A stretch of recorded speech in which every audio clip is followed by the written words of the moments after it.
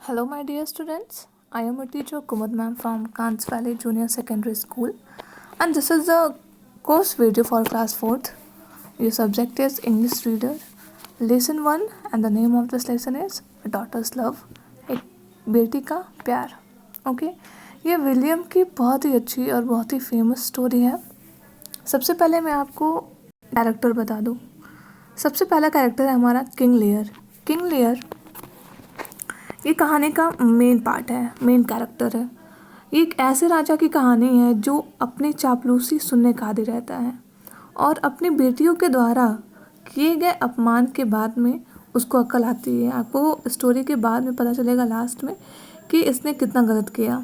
और ठीक है, और इस राजा की 3 बेटियां थीं. ठीक है, पहली बेटी का नाम है कॉर्नरल.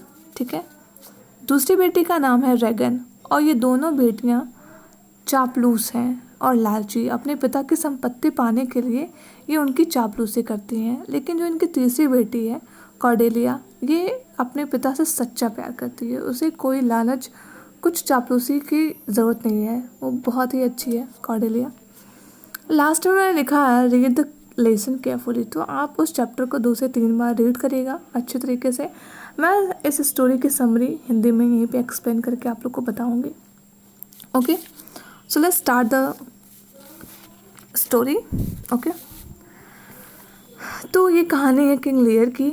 किंग लियर जो अब बहुत बूढ़ा हो चुका था. अब वो अपना किंगडम है वो अपने तीनों बेटियों में बांटने का इरादा करता है.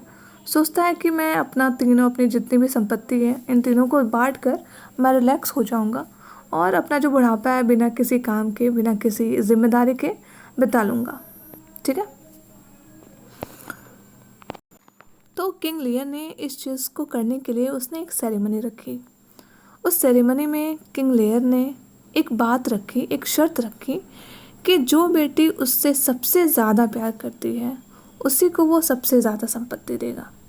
ठीक है, तो अब उसकी दोनों बेटियां कॉर्नेल रेगन, वो 1 नंबर की चापलूस, तो वो दोनों अपने पिता की चापलूसी करते हुए कहती हैं कि वो अपने पिता से इतना प्यार करती हैं कि संसार में कोई किसी चीज़ से वो करती नहीं है.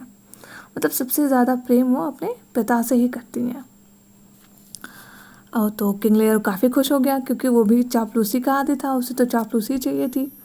लेकिन जो उसकी 3rd बेटी थी, जो तीसरी बेटी थी कॉर्डेलिया, वो उसने कहा कि मैं आपसे उतना ही प्यार करती हूँ जितना कोई बेटी अपने पिता से करती है, ना कम ना ज़्यादा.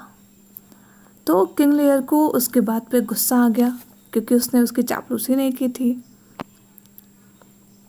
तो किंग लेयर को गुस्सा आता है और अपनी छोटी बेटी को अपने जायदाद से वंचित कर देता है और वहाँ से जाने को कह देता है. तो उस सेरेमनी में किंग ऑफ फ्रांस भी आए थे. तो उसने कॉर्डेलिया की सिंप्लिसिटी और ऑनेस्टी को देख के उसे शादी करने का डिसाइड किया. उसने सोचा कि ये बहुत ही अच्छी है, मैं इसे शादी करूँगा. तो कॉर्डेलिया की और किंग ऑफ फ्रांस की शादी हो जाती है. तो वो दोनों फ्रांस चले जाते हैं. उसके बाद किंग लेयर ने अपनी सारी संपत्ति दोनों बेटियों को दे दी रहती है. अब वो सोचता है मैं एक एक करके अपनी दोनों बेटियों के साथ रहूँगा, आराम से रहूँगा, कोई दिक्कत नहीं होगी. तो वो सबसे पहले अपनी बड़ी बेटी के पास जाता है. तो जो बड़ी बेटी रहती है उसकी अच्छे से देखभाल नहीं करती है, उसे बहुत ज़्यादा डांटती है, सुनाती है. तो अब पिता जो हैं किंग लियर जो हैं वो काफ़ी उदास हो जाते हैं और उदास होकर अपनी दूसरी बेटी के पास जाते हैं. सोचता है कि चलो बड़ी बेटी नहीं किया, कम से कम छोटी बेटी तो करेगी. छोटी बेटी तो बड़ी बेटी जैसी ही है. उसने भी सेम ये किया, बहुत ज़्यादा उनको अपने पिता को डांटना, बोलना बुरी तरीके से. अब क्योंकि उन लोगों को सारी संपत्ति मिल गई थी, अब उन्हें पिता से कोई काम तो था नहीं, तो उन्हें वो अच्छे से रिस्पेक्ट और प्रेम नहीं देती थी.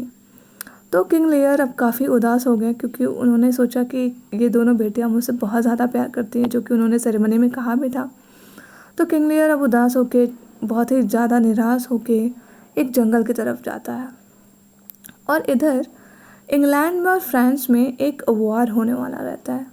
तो कॉर्डेलिया जो है वो सोचती है, वो अपने पिता के बारे में बहुत ही ज़्यादा टेंस हो जाती है, बहुत ही ज़्यादा चिंता करने लगती है कि सोचती है कि पता नहीं मेरे फादर कैसे होंगे, क्या हो रहा होगा. तो वो इंग्लैंड जाने का सोचती है और अपने फादर को वहाँ से जो वॉर चलता रहता है उससे बचाने की कोशिश करती है इंग्लैंड जाके, जिससे वो सफल भी हो जाती है और काफ़ी टाइम बाद अपने पिता से मिलती भी है। तो पिता काफ़ी बूढ़े हो गए रहते हैं।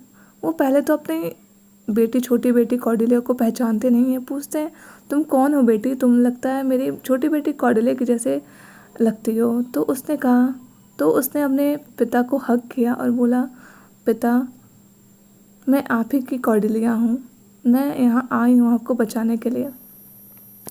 अब मैं आपको कहीं जाने नहीं दूँगी, मैं आपको अपने पास ही रखूँगी। अब पिता काफ़ी उदास हो जाते हैं, खुश भी रहते हैं और अफसोस भी जताते हैं कि मेरी गलती की वजह से तुम्हें इतना सारा पेन सहना पड़ा, मेरी गलतियों की वजह से, मेरी फुलिशनेस की वजह से ये सारी चीज़ें हो रही हैं, उसके लिए मुझे माफ़ कर देना बेटा। तो यहाँ पे हमारा स्टोरी यहीं तक है। जो स्टोरी का नाम है अ डॉटर्स लव, स्टोरी यहीं पे एंड होती है। तो इस कहानी से हमें ये शिक्षा मिलती है कि हमें कभी चापलूसी नहीं करनी चाहिए, ना किसी को करने देना चाहिए। ठीक है, so thank you. Next I will meet with the solution video. Okay, till then read this lesson, stay home and be safe. Bye bye, thank you.